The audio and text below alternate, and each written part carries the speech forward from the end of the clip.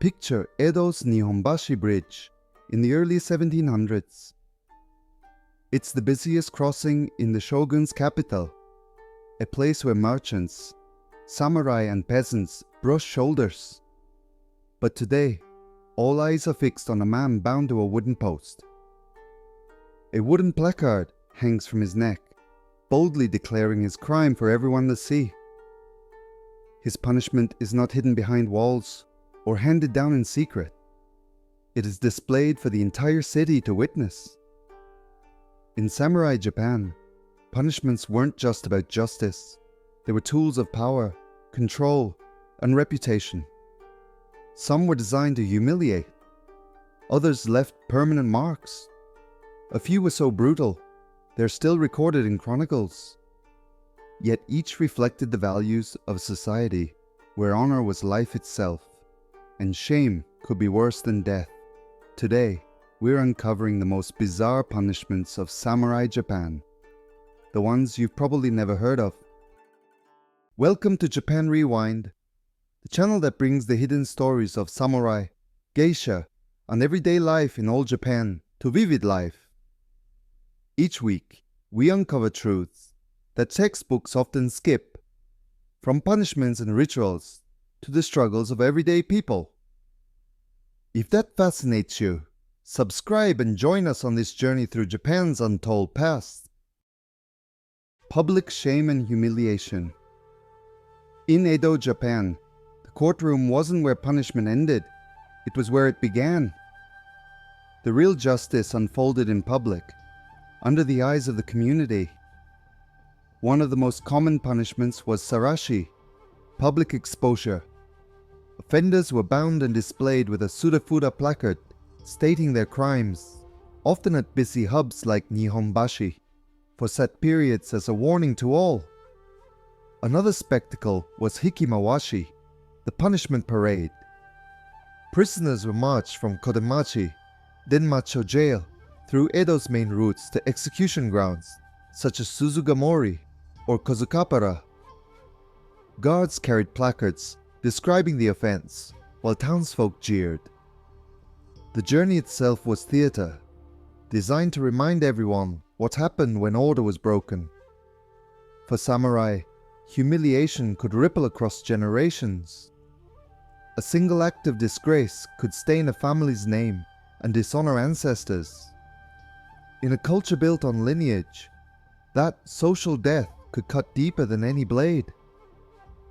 These punishments may seem less violent than executions, but in Edo society, public shame was often considered far worse. Corporal punishments. For more serious crimes, magistrates could prescribe corporal punishments. Unlike in Europe, where torture sometimes doubled as public entertainment, Tokugawa Japan's approach was highly regulated and symbolic. The most common was flogging, known as tataki. Magistrates prescribed a set number of strokes with wooden rods, codified in the shogunate's law codes, such as the Kujikata o Sadamegaki of 1742. The punishment was harsh, but carefully controlled, and it symbolized the state's authority more than simple cruelty. In earlier centuries, mutilations such as cutting off a nose or ear were used in some domains, especially for repeat thieves.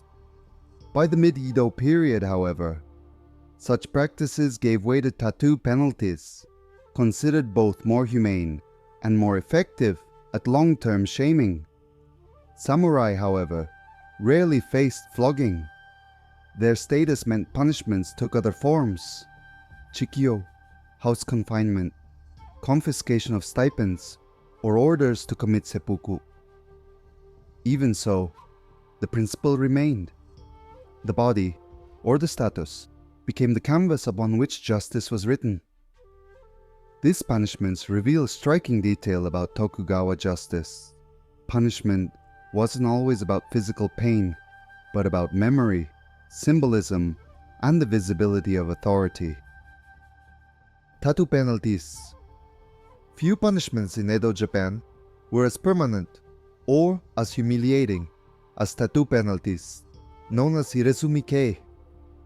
Unlike the elaborate full-body art celebrated in later centuries, these tattoos were crude and simple. Designs varied by domain. In Edo, straight lines on the forearm were common. Other domains used different marks, sometimes circles or small shapes. Anyone who saw the tattoo instantly knew both the crime and the jurisdiction that had punished it. Tattooing replaced older mutilations and was intended to follow the offender forever. A man branded in this way might face severe social stigma, denied lodging, refused work, or shunned in marriage. The mark carried consequences far beyond the courtroom. Over time, tattooing took on a different meaning. Firemen, laborers, and eventually outlaw groups like the Yakuza embraced decorative full-body tattoos as a badge of pride. But the earlier penal marks carried none of that artistry, only disgrace. This was punishment that never faded. Capital punishments.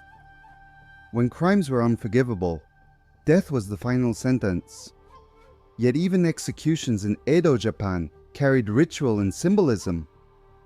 One of the most dramatic was haritsuke, crucifixion. The condemned was tied to a wooden cross and displayed publicly. Spears were then driven into the body to end the ordeal. This was not only an execution, but a spectacle of deterrence. Beheading was also common. Decapitation in Japan was swift and ritualized. Afterward, the severed head might be displayed in a gokumon post to warn passers-by.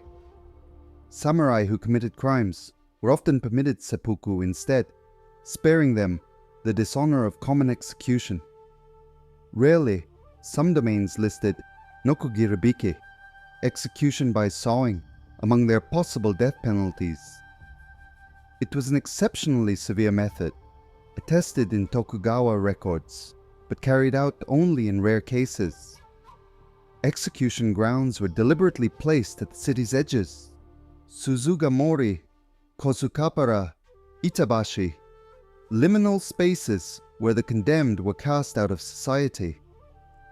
Crowds gathered as part of a public performance of state power and deterrence. Punishments for samurai. Samurai were not immune to punishment, but their status shaped how it was carried out. The most famous was seppuku, ritual suicide by disembowelment. Ordered to die, a disgraced warrior would dress formally, often in white, compose a death poem, and prepare the short sword. A trusted second, or kaishakunin, stood ready to decapitate him swiftly, sparing prolonged agony. To the samurai, this was death with dignity, preserving honor even in disgrace. Other punishments targeted status. Kaiyeki, the confiscation of lands and titles, reduced once proud retainers to commoners overnight, devastating not just the man, but his family's future. Another was shikyo, house confinement, in which a samurai was forbidden to leave his residence, sometimes for years. These symbolic forms of punishment cut deeply because they stripped a man of the very status that defined him. For commoners, punishment was about deterrence. For samurai, it was about hierarchy and honor. Odd and lesser-known punishments. Beyond the familiar executions and floggings, Tokugawa justice included penalties that seem strange today. One was exile, especially to the Izu Islands. Remote places like Hachijojima or Miyakejima became home to convicts sent far from the capital. Life there was hard, but survival was possible, and many communities of exiles endured for generations. Exile was both punishment and erasure, removing offenders from the social order without killing them. Another was the display of severed heads, or gokumon. After decapitation, the head of the criminal might be nailed to a post at a city gate. The practice made punishment linger in the eyes of passers-by long after the act was over. These unusual punishments remind us that justice in Edo, Japan was layered.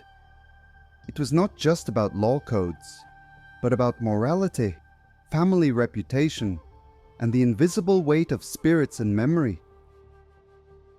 Punishments in samurai Japan were rarely random, whether through shame, tattoos, exile, or execution. Each was carefully staged to preserve order and warn others. They were public performances, sometimes bizarre, often terrifying, always memorable. Which of these punishments shocked you most? Could you imagine enduring a tattoo penalty or surviving exile to a remote island? Let us know in the comments. If you enjoyed this dive into Japan's hidden history, subscribe to Japan Rewind and join us each week for new stories from the samurai era and beyond. Because sometimes the past isn't just strange, it's stranger than fiction.